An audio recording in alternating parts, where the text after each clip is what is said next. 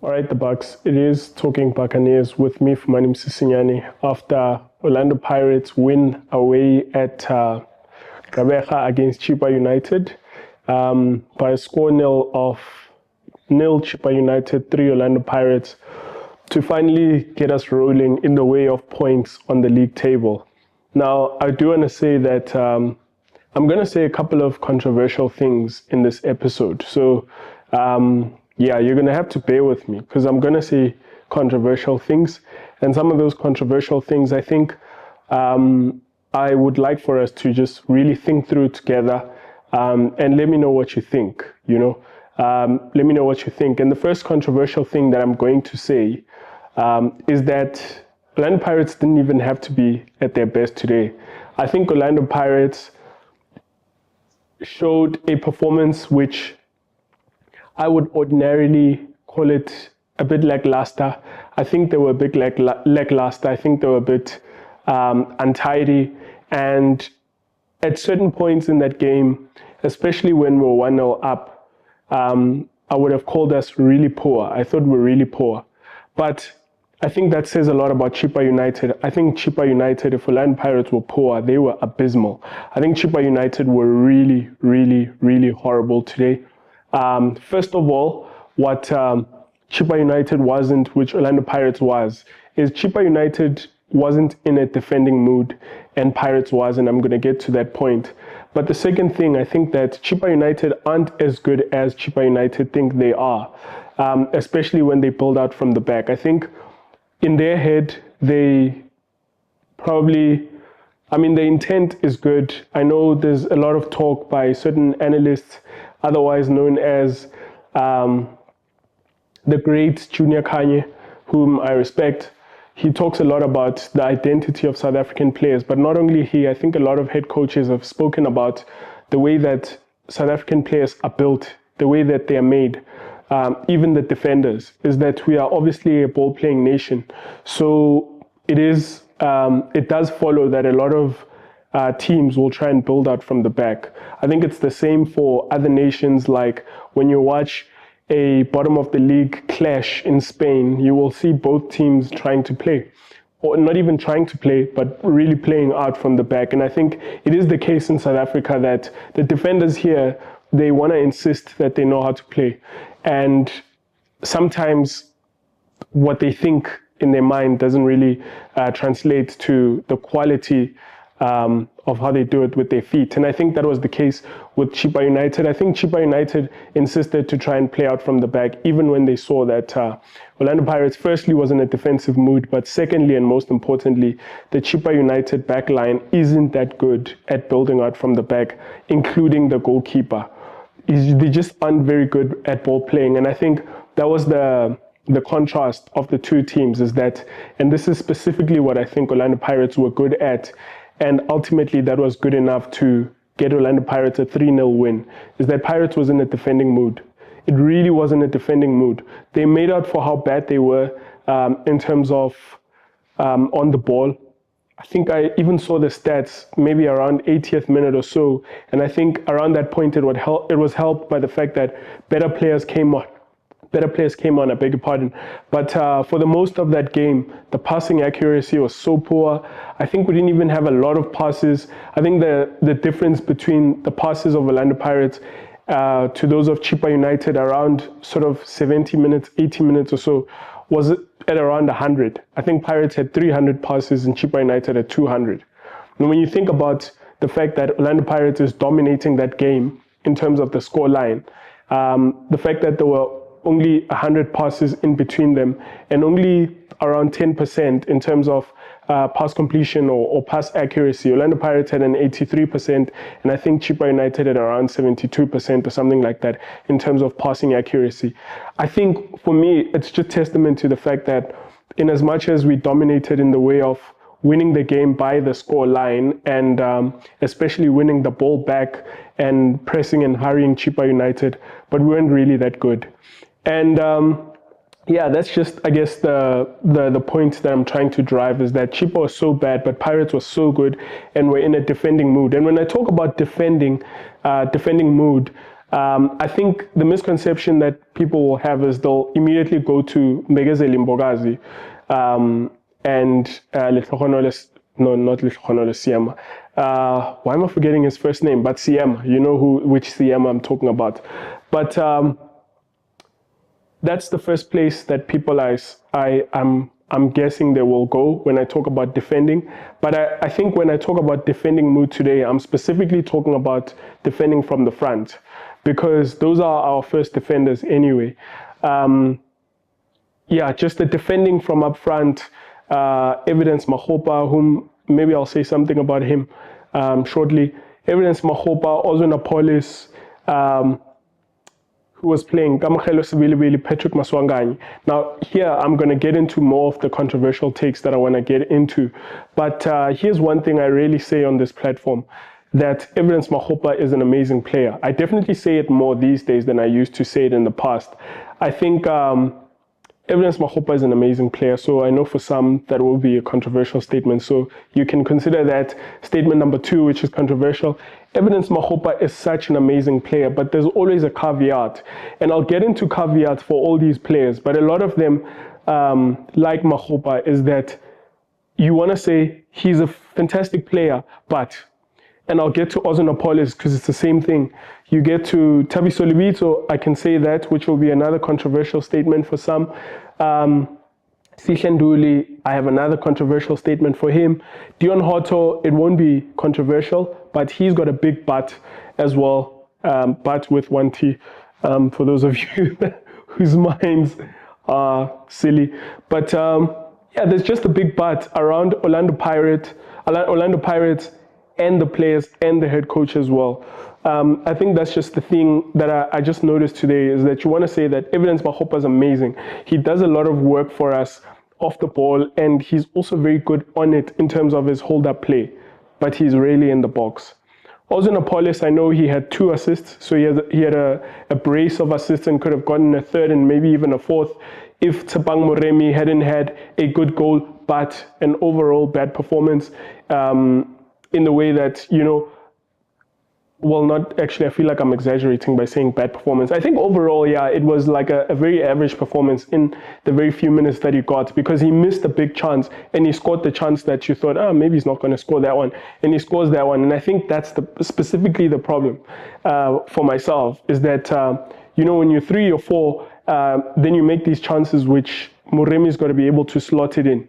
That's the kind of thing that you expect from him, and he doesn't. And he scores the one that's more of like a, wow, what a finish from somewhere.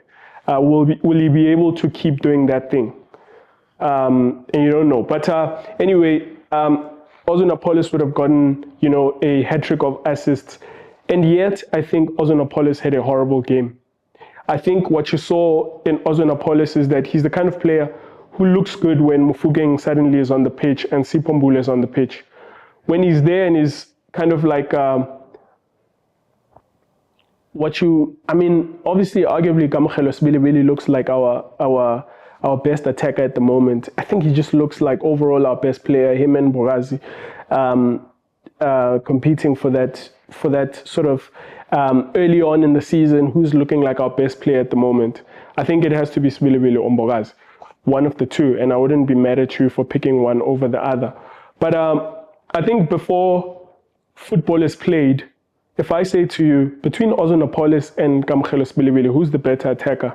I'm willing to bet that 9 people out of 10 will have said Ozonapolis. And so the point that I want to make is, when the team sheet comes out, Ozonapolis, he's the more established Bafana international. You're thinking he's the better player. He's the go-to man. He should be the talisman. he's the star man on the pitch, so to speak, you know, and yet like he's so poor. I think he's so poor on the ball. This is what I want to say. But defensively, he was so good. And I think that made up overall for like what otherwise would have been for me a really negative analysis.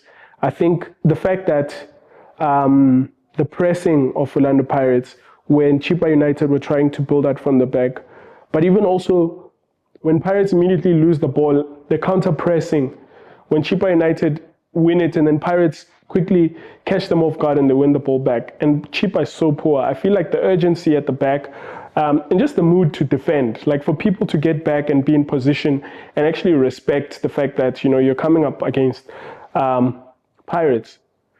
You know, I feel like at times you just saw like their numbers at the back were just like shocking. And it's the sort of thing that Pirates thrive at. You know, the kind of thing that you expect Chipa to know is that Pirates have a problem when they have 8 men behind the ball, when the opposition have 8 men behind the ball. So that's exactly what you should do. But I think Chippa United, I don't know, it's so naive of them to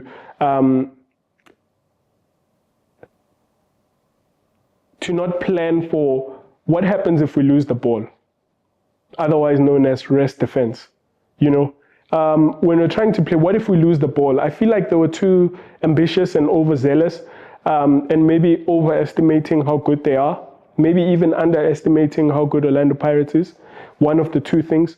And that's, I think, where Pirates won the game. I think we made up for how poor we were, Pirates, by the fact that, you know, Chipa was bad and we were so much in a defending mood that I think 3 of the goals came in situations where Chipa lose the ball high up and we are like pressing them.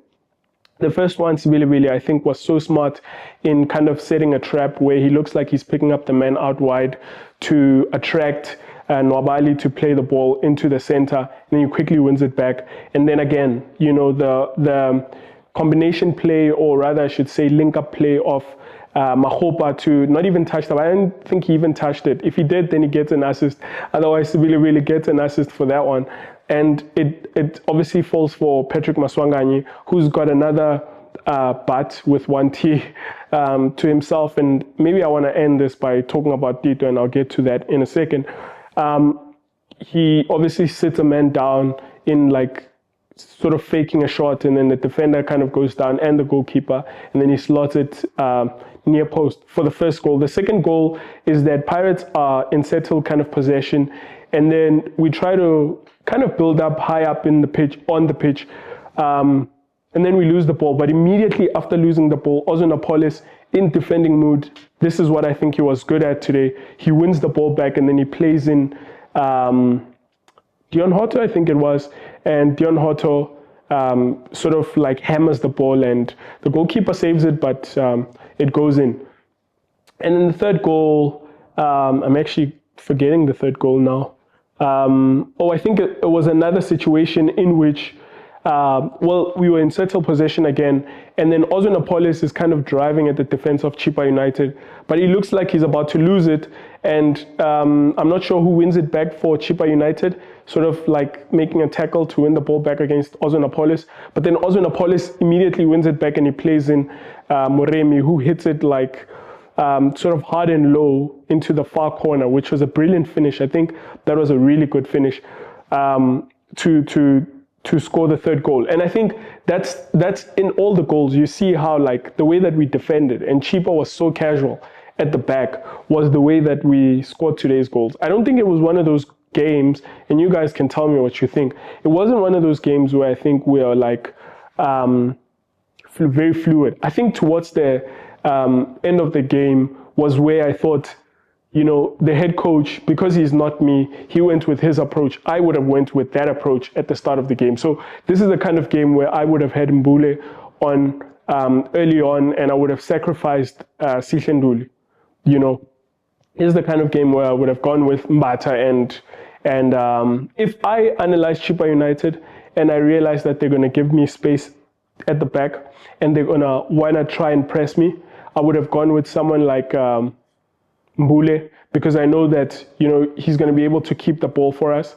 And then after keeping the ball for us, then we're going to be able to pass behind Chippa United and attack that space.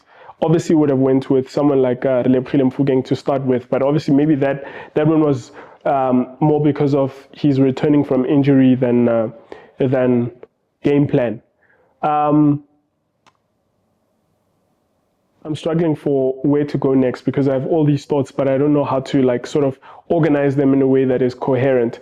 But let me say this. I want to say something about Thabiso Lebitso, who I thought had another one had a goodish performance at right back. So this is again the thing with these Pirates players, and maybe this is what I'm going to start settling on and finally accepting, is that we've got a lot of players at Pirates who are good at a lot of things, but then again they've got a but to themselves, a but to how good they are in the one thing, in that but then when he gets forward, then he's poor. Like Hoto, for example, you know that he knows how to get in the positions. Positionally, he's in the right positions, defensively and offensively. He gives you a lot of recovery pace. He stretches the oppositions. He moves the defense around and that sort of thing.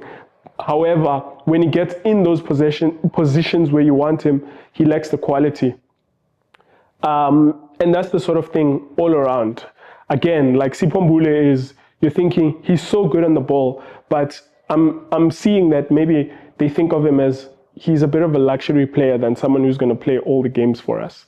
Does he have that energy for us? And look, he very well could. So it could be that the head coach is making a mistake with not playing him. But it's looking all the more like that's the case with him.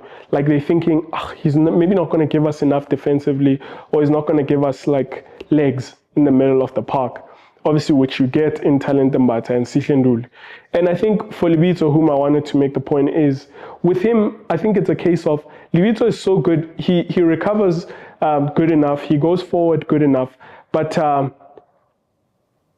scarcely can you say of Lebitso that he found his teammate in a cross. He doesn't make bad crosses like Munyane, for example.